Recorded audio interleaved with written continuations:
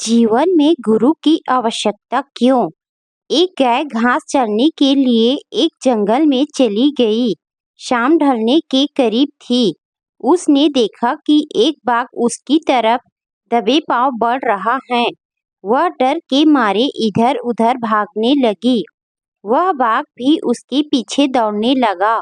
दौड़ते हुए गाय को सामने एक तालाब दिखाई दिया। घबराई हुई गाय उस तालाब के अंदर घुस गई। वह बाघ भी उसका पीछा करते हुए तालाब के अंदर घुस गया।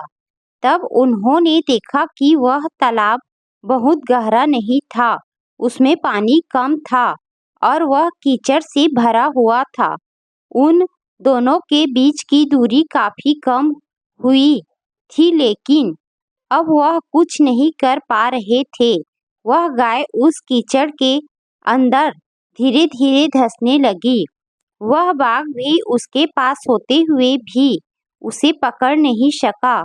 वह भी धीरे-धीरे कीचड़ के अंदर धंसने लगा।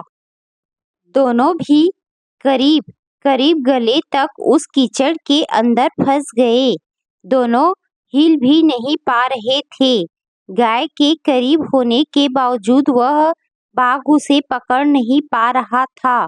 थोड़ी देर बाद गाय ने उस बाघ से पूछा, क्या तुम्हारा कोई गुरु या मालिक है? बाघ ने गुर्राते हुए कहा, मैं तो जंगल का राजा हूँ।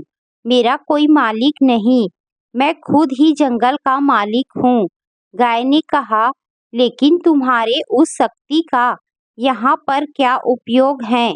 उस बाघ ने कहा, तुम भी तो फंस गई हो और मरने के करीब हो। तुम्हारी भी तो हालत मेरे जैसी है। गाय ने मुस्कुराते हुए कहा, बिल्कुल नहीं।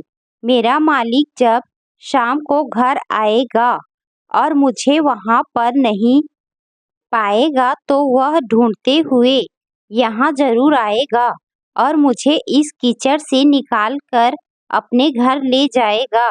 तुम्हें कौन ले जाएगा?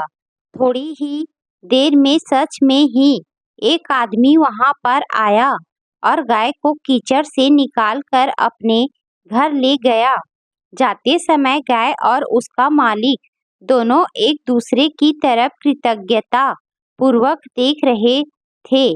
वे चाहते हुए भी उस बाघ को कीचड़ से नहीं निकाल सकते थे, क्योंकि उनकी जान के लिए यह खतरा था। गाय समर्पित हृदय का प्रतीक है। बाघ अहंकारी मन है और मालिक सद्गुरु का प्रतीक है। कीचड़ यह संसार है और यह संघर्ष अस्तित्व की लड़ाई है। किसी पर निर्भर नहीं होना अच्छी बात है, लेकिन उसकी अति नहीं होनी चाहिए। आपको किसी मित्र, किसी गुरु, किसी सहयोगी की हमेशा ही जरूरत होती है।